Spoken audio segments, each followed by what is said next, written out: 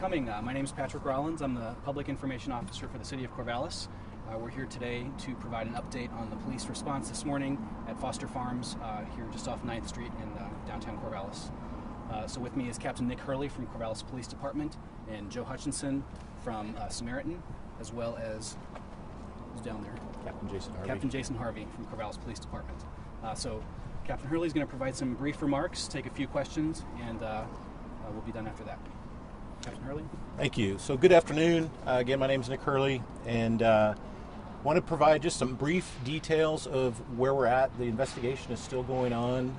We've centered it down to just the Foster Farms food processing plant across the street from where we're at here on 9th Street.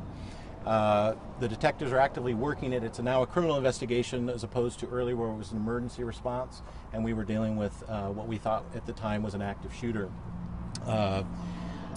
At this point, we do have a gentleman in custody. His name is Adrian Nickerson, and he is an Albany resident. He is a temp employee from what we've determined through our investigation, a temp employee that was assigned to work part-time there at the Foster Farms processing plant.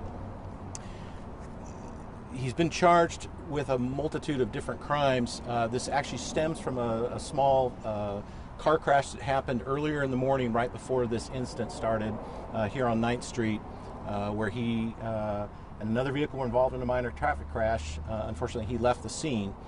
So he has been charged with failing to perform duties of a driver for the traffic crash, at which point he then went to the Foster Farms just a few hundred feet from the location of the traffic crash. So our officers were already on scene investigating that, trying to find the driver who fled the scene from the other driver during the driver's information exchange. And at that point, the call came into 911 there at 8:11, advising us that there was potentially an active threat of some sort and some shots fired. As I said, we're still doing an investigation. The detectives have been interviewing Mr. Nickerson. We don't have any previous history with him. He is an Albany resident. So when we look through our database, there's nothing that gives us any reason to have known him prior to this. I can confirm there was one fired round at this point is what we're confirming from a handgun. But like I said, the detectives are still over processing the scene, and at that point there could be further charges that come out of this. All of our lockdowns and lockouts have been lifted. So we're just, like I said, centered to the Foster Farms food processing plant at this point. Once we have that complete, then we'll reopen that back up to the company. I can't think of anything else that I have other than to advise the public that our main concern at the point in time this morning was public safety. We wanted to make sure that our public and the community at large were safe. And again, I thank all of our law enforcement and first responder partners that responded to assist us. But now we're into the criminal investigation, which is going to take a little bit of time as we get into the background. So, Captain, have you recovered a weapon? We have not yet recovered the weapon, so that is part of the ongoing investigation. Where within the building was that single round fired? The single round was fired in a woman's restroom. Captain, was he targeting somebody from the crash? He was not. Was he targeting somebody in the employee? At this point, we have not determined his full motive for the situation. There's nothing that leads us to believe that he had a grievance towards anyone at the Foster Farms. I want to give a second to let Joe speak a little bit as well. Please. To the response from Samaritan, which is a major employer in the Corvallis area and also a neighbor just across the parking lot. Joe, can you talk a little bit about what your team... Can you identify yourself real quick? Yes, sir. My name is Joe Hutchinson. I'm the Director of Safety, Security, and Emergency Management for Samaritan Health Services. So this morning, as Captain Hurley mentioned, we received a call of a possible threat, possible active shooter at approximately 8:15. My team, my security team, my emergency management team immediately went into our emergency operations plans. We locked down our corporate facilities and we sheltered in place. For safety, we moved all of our staff away from the east side of the building. Foster Farm, our neighbor, is to our immediate east. We collaborate closely and regularly. We drill regularly with county, local officials on these types of incidents. So we felt very comfortable with our response. We worked closely with Unified Command, made sure they had one of our PIOs as a liaison. made sure our staff were safe. After the incident, we offer crisis counseling for both our staff and any other individuals who may need it or would like that. We also offer shelter in place for the exiting Foster Farms folks as they were clearing their buildings at our site. Captain Hurley, can you describe a little bit about how the suspect surrendered? So at this point, while we're completing the rest of the investigation, what we've all seen, and again, I haven't gotten all the details from the on-scene officers.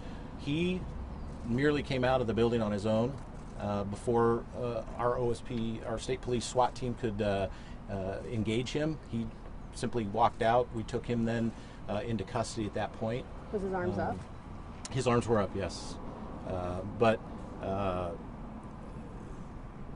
we treated the scene just as we don't know what's going on inside the building, so then we had to enter and at that point begin our sweep of the entire facility.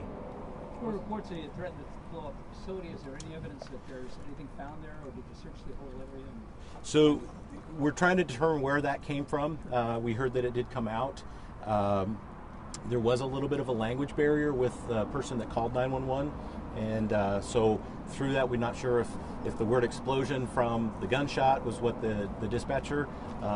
There were some threats made. I don't have the specifics yet of what the threats were, so we treated it as such for an explosion and a threat. We're going to put that together, and that's why we had OSP bomb squad here to assist us in making sure that the scene was safe. How many people were in that processing plant at the time, and what efforts were made to evacuate them or get them in a safe position? So I don't have the number yet of the employees that were on scene at the time. They mostly had self-evacuated on their own.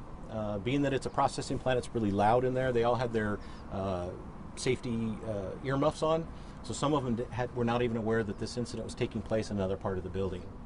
How long had Mr. Nickerson been employed as a temporary worker? I don't have the information.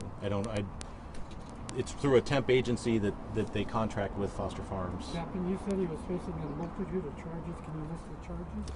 So at this point, we have the failing to perform duties of a driver for the traffic crash.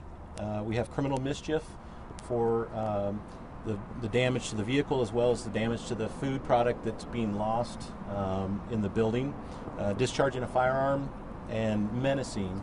At this point, those are the charges. Like I said, as the investigation unfolds, there probably will be more charges, but as of right now, that's where we're at. Have your detectives spoken to him on one-on-one? Yes. What is he telling the detectives?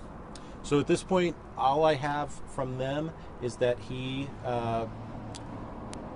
didn't have an air of grievance with the company at this point. So we're still trying to determine what exactly his intent was for his behavior today. Can you spell his last name? Sure, it is Nickerson, Nickerson. And his age? He is 22. 22, yeah. 22. Was there anybody else in that restroom at the time? So one of the women that called 911 was in the restroom. So she was subject to that. Did he threaten her? Or do you know? I don't have that information yet. Yeah. And any clarity on what point he brandished the gun? It was at the very beginning of this whole call for service at the Foster Farms. Do you know, Captain, if he pointed the gun in the air or if he pointed the gun at an employee? Don't have that information yet. My understanding is the gunshot is to a part of the building and it wasn't directed to an individual. Okay, found that one more hole question. or anything? Last question. Did you find evidence of a gun being fired? Yes. Yes, there is definitely evidence of that. Okay, we're going to wrap it up right now. This is most likely going to be our last media briefing on this topic, unless circumstances change, and that'll be up to I got a Corvallis couple other Police to questions. call Foster it. Farms, are they open today, Captain, now? Foster Farms is now closed for the day. Okay. And I While don't we want to wrap make an up. So assumption, but have you seen the video of the person who was taken in custody, and is that Mr. Nickerson? I want to make sure we don't... that's correct. Yes. Okay, I want to make sure. Yes. And at one Okay. point it Right. was described as him being barricaded in the... Okay. We're all done. Why are we in a hurry? Is there that much activity going on? I got it mic'd up.